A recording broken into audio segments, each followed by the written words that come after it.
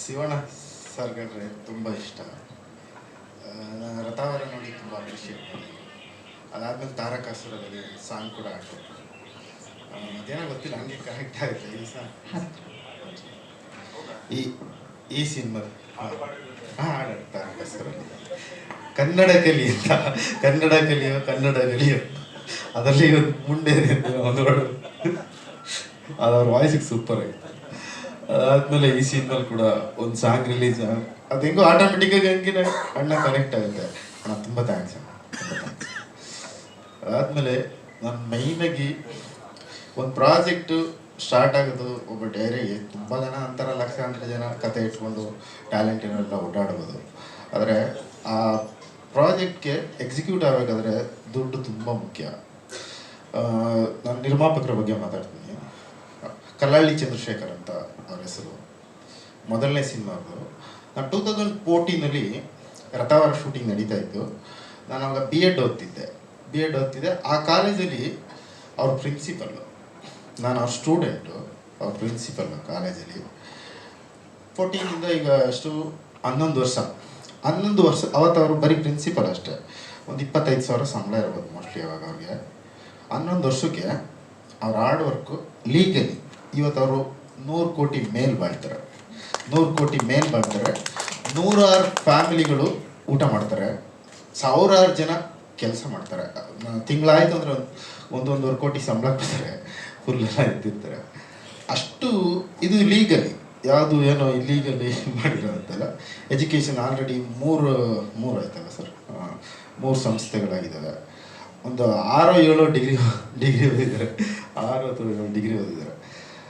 ತುಂಬ ಕೈಂಡ್ ಪರ್ಸನ್ನು. ಈಗ ಸಾಮಾನ್ಯವಾಗಿ ಅವ್ರ ಹತ್ರ ತುಂಬ ಇವ್ರ ಜೊತೆ ಸೇರಿದ್ಮೇಲೆ ಒಂದು ಸ್ವಲ್ಪ ಪೋಲಿ ಥರ ಇದ್ದರೆ ನಾನು ಒಂದು ಸ್ವಲ್ಪ ತಿದ್ಕೊಂಡೇನು ಅನಿಸುತ್ತೆ.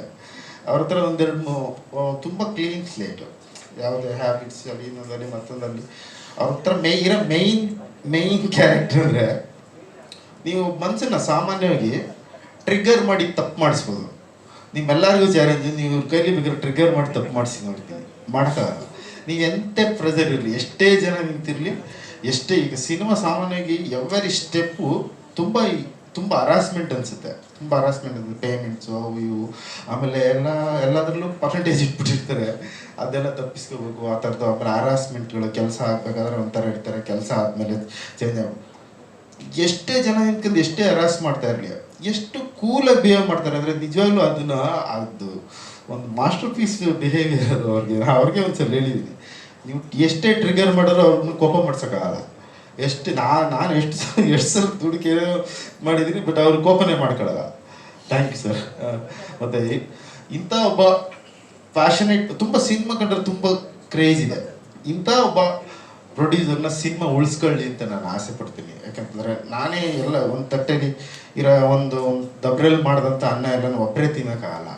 ಎಲ್ಲರೂ ಹಂಚ್ಕೊಂಡು ತಿನ್ಬೇಕು. ಹಂಗೆ ಬೇರೆ ಯಾರಿಗಾರು ಒಂದಷ್ಟು ಜನಕ್ಕೆ ಕೆಲಸ ಸಿಗಲಿ, ಬೇರೆ ಡೈರೆಕ್ಟ್ರು ಡೈರೆಕ್ಟ್ ಮಾಡಲಿ, ಬೇರೆ ಆರ್ಟಿಸ್ಟ್ಗಳು ಆ್ಯಕ್ಟ್ ಮಾಡಲಿ, ಕೆಲಸ ಸಿಗಲಿ, ಟೆಕ್ನಿಷಿಯನ್ಗೆ ಕೆಲಸ ಸಿಗಲಿ, ಅವ್ರು ಉಳ್ಕೊಳ್ಳಿ ಅಂತ ನಾನು ಆಸೆ ಪಡ್ತೀನಿ. ಚಂದ್ರ ಸರ್, ನೆಕ್ಸ್ಟ್ ಪೃಥ್ವಿ ಅಂಬರ್ ಸರ್. ಅದೇನು ಗೊತ್ತಿಲ್ಲ, ಒಂದೇ ಸಿಟಿಂಗ್, ಮಾರ್ನಿಂಗ್ ಕತೆ ಹೇಳಿದೆ, ಸಂಜೆ ಕಮಿಟ್ ಆಗೋದ್ರು. ಆಮೇಲೆ ನನಗೆ ಅವ್ರನ್ನ ಬೇರೆ ಥರ ಏನಾದರೂ ತೋರಿಸ್ಬೇಕು ಅಂತ ಆಸೆ ಇತ್ತು. ಅದಕ್ಕೆಲ್ಲ ತುಂಬ ಸ್ಪಂದಿಸಿ ಪ್ರಿಪೇರ್ ಆಗಿ ಒಂದು 3 ಶೇಡಲ್ಲಿ ತುಂಬ ಚೆನ್ನಾಗಿ ಮಾಡಿದ್ದಾರೆ. ಅದು ಸುಮ್ಮನೆ ನಾನು ಸಖತ್ತಾಗಿ ತೆಗ್ದಿದ್ದೀನಿ ಹಂಗೆ ಅಂತ ಹೇಳ್ಕೊಳಕ್ಕೆ ನನಗೆ ಸಂಕೋಚ ಆಗುತ್ತೆ. ತುಂಬ ಚೆನ್ನಾಗಿ ಮಾಡಿದ್ದಾರೆ. ನೀವು 30th ನೋಡ್ತೀರ ಥಿಯೇಟ್ರ್ಗಳಲ್ಲಿ, ಡೆಫಿನೆಟ್ಲಿ ಅವ್ರನ್ನ ಅಪ್ರಿಷಿಯೇಟ್ ಮಾಡ್ತೀರಾ. ಆಮೇಲೆ ಅದು ಬಿಟ್ಟು ಆಮೇಲೆ ಧನ್ಯ ಮೇಡಮ್ ಅವರು ನನಗೆ ಪಾತ್ರ ತುಂಬ ರಗಡ್ಡಾಗಿ ಬರೆದಿದ್ದು. ನನಗೆ ಕಾನ್ಫಿಡೆನ್ಸ್ ಇತ್ತು. ಅವ್ರನ್ನ ನಾನು ನೋಡಿದ್ದೆ, ಎದುರುಗಡೆ ನೋಡಿದ್ದೆ, ಅವ್ರ ಸಿನಿಮಾ ನೋಡಿದ್ದೆ, ಫಸ್ಟ್ ಸಿನಿಮಾ ನೋಡಿದ್ದೆ, ನನಗೆ ಕಾನ್ಫಿಡೆನ್ಸ್ ಇತ್ತು. ಬಟ್ ಈ ಸುತ್ತಮುತ್ತ ಇರೋರಲ್ಲಿ ಕೆಲವರು ಇಲ್ಲ ಮಾಡ್ತಾರೆ, ಅವರು ಗ್ಲಾಮರಸ್ ಆಗಿ ಮಾತ್ರ ಮಾಡ್ತಾರೆ. ಯಾಕಂದರೆ ಆರ್ಟಿಸ್ಟ್ಗೆ ಎಲ್ಲ ಥರದ ಪಾತ್ರಗಳು ಮಾಡಬೇಕು. ಇಲ್ಲ ಇದನ್ನು ಮಾತ್ರ ಮಾಡ್ತೀನಿ, ನಾನು ನಡ್ಕೊ ಬರೋದು ಮಾಡ್ತೀನಿ, ಕುಂದು ಅದಂದರೆ ವರ್ಸಟೈಲ್ ಆರ್ಟಿಸ್ಟ್ಗೆ ಎಲ್ಲ ಗೊತ್ತಿರಬೇಕು ಅನ್ನೋದು ನನ್ನ ಆಸೆ. ಅವ್ರು ಸ್ಟಾರ್ಟ್ ಮಾಡಿದ್ಮೇಲೆ ಪಾತ್ರ ಹೇಳಿ ಚೈತ್ರ ಅಂತ ಒಂದು ಪಾತ್ರ ಮಾಡಿದ್ದಾರೆ, ತುಂಬ ಅದ್ಭುತವಾಗಿ ಮಾಡಿದ್ದಾರೆ. ನಿಜವಾಗ್ಲೂ ಅವ್ರೇನು ನಾನು ಆ ಥರ ಗ್ಲೋರಿಫೈ ಮಾಡಿದ್ರೆ ಸುಮ್ಮನೆ ಹೋಗ್ಲಕ್ಕೆ ನನಗೂ ಸಂಕೋಚ ಆಗುತ್ತೆ. ನಾನು ಅದನ್ನ ಯಾರಿಗೂ ಮಾಡಲ್ಲ. ಅವರ ಒಂದು ಸ್ಲಮ್ಮಲ್ಲಿ ಶೂಟಿಂಗು ಲೈವ್ ಆಗಿ ಅವ್ರು ಬೆಳೆದು ಇದು ವಾತಾವರಣ ಬೇರೆ ಇರುತ್ತೆ. ಈಗ ನಾನು ಲೊಕೇಶನ್ಸ್ ಬೇಕನ್ನೋ ಕಾರಣಕ್ಕೆ ತುಂಬ ಲೊಕೇಶನ್ಸು ಲೈವ್ ಲೊಕೇಶನ್ಸ್ ಮಾಡಿದ್ದೀನಿ. ಅದೆಲ್ಲ ಹೇಳಿದ್ರೆ ತುಂಬ ಅದೇನೇ ಒಂದು ಅರ್ಧ ಗಂಟೆ ಇದಾಗುತ್ತೆ. ಬಟ್ ಅವ್ರ ಎಫರ್ಟ್ ನನಗೆ ತುಂಬ ಇಷ್ಟ ಆಯಿತು. ಯಾಕಂದರೆ ಆ ಇನ್ಬಾರ್ನ್ ಆರ್ಟಿಸ್ಟ್ ಅನ್ನೋದು ಒಳಗಡೆ ಇದ್ದಾಗ ಈಜಿ ತಗೊಳ್ಳೋಕ್ಕೆ. ನಾವೇನು ಅವ್ರು ಟೀಚ್ ಮಾಡೋ ಅವಶ್ಯಕತೆ ಇಲ್ಲ. ಈ ಪಾತ್ರ ಹಿಂಗೆ ಬರುತ್ತೆ ಅಂದರೆ ಆಮೇಲೆ ಅವರಷ್ಟು ಅವ್ರು ಅದನ್ನೆಲ್ಲ ಮಾಡೋ ಅವಶ್ಯಕತೆ ಇರಲಿಲ್ವೇನೋ. ಬಟ್ ಒಂದು ಇದ್ರದ್ದು ಅಗ್ರಿಕಲ್ಚರ್ ಲ್ಯಾಂಡ್ ರೇಷ್ಮೆ ಬೆಳೀತಾರಲ್ಲ ಆ ಬ್ಯಾಕ್ಗ್ರೌಂಡಲ್ಲಿರೋಂಥದ್ದು, ಕಡ್ಡಿ ಎಲ್ಲ ಕುಯ್ದು ಅಮ್ಮ ಅದೆಲ್ಲ ತಲೆ ಬಟ್ಟೆ ಕಟ್ಕೊಂಡು ಆ ಬಿಸಿಲಲ್ಲಿ ತುಂಬ ಅದ್ಭುತ ನೀವು. Thank you. ಆಮೇಲೆ ಅಂಡಮಾನಲ್ಲಿ ಶೂಟ್ ಮಾಡೋದಲ್ಲ ಆ ಸಾಂಗು, ಅದಂತೂ ತುಂಬ ಹಾರಿಬಲ್. ನನಗೆ ಅಣ್ಣ ಮಾಡಿದ್ಮೇಲೆ ಅಲ್ಲಿ ಅಂಡಮಾನಲ್ಲಿ ಯಾರು ಅಂದರೆ ತುಂಬ ಕಷ್ಟ ಆ ಲೊಕೇಶನ್ಗಳಲ್ಲಿ ಶೂಟ್ ಮಾಡೋದು. ನನಗೆ ಯಾಕೆ ಈಸಿ ಆಯ್ತು ಅಂದರೆ ನಮ್ಮ ಚಂದ್ರ ಸರ್ ವೈಫ್ ಅದೇ ಊರು, ಆ ಊರಿನವರು.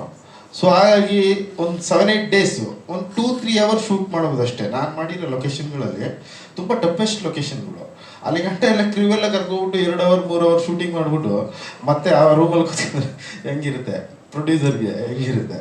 ಬಟ್ ಅವ್ರದ್ದೇ ಊರಾದ್ರಿಂದ ನಮ್ಮನ್ನೆಲ್ಲ ಸಹಿಸ್ಕೊಂಡ್ರು. ಬಟ್ ಒಂಚೂರು ಬೇರೆ ಥರ ತೋರಿಸ್ಬೇಕು. ಅಂಡಮಾನ್ ಅಂತಂದರೆ ಎಲ್ಲರೂ ಒಬ್ಬೊಬ್ರು ಅನ್ನೋ ಥರ ಅಂದ್ಕೊಂಡಿರ್ತಾರೆ. ನಾನು ಟಚ್ ಮಾಡಿದಿರೋ ಲೊಕೇಶನ್ ತೋರಿಸ್ಬೇಕು ಅನ್ನೋ ಕಾರಣಕ್ಕೋಸ್ಕರ ತುಂಬ ಎಫರ್ಟ್ ಆಗ್ತದೆ. ಅದೆಲ್ಲ ನಮ್ಮ ಎಫರ್ಟ್ ಏನಲ್ಲ, ನಾವು ಫಿಸಿಕಲಿ ಕೆಲಸ ಮಾಡಿದ್ದೀವಿ ಅಷ್ಟೇ. ನಮ್ಮನ್ನೆಲ್ಲ ಸಹಿಸ್ಕೊಂಡಿದ್ದಕ್ಕೆ ನಾವು ಇವ್ರಿಗೆ ಥ್ಯಾಂಕ್ಸ್ ಹೇಳಬೇಕು.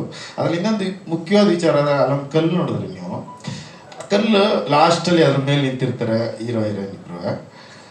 ಆ ಕಲ್ಲು 2 ಗಂಟೆಗೆ ಆ ಕಲ್ಲಿಂದ ನೀರು ಹಿಂದಕ್ಕೆ ಹೋಗುತ್ತೆ.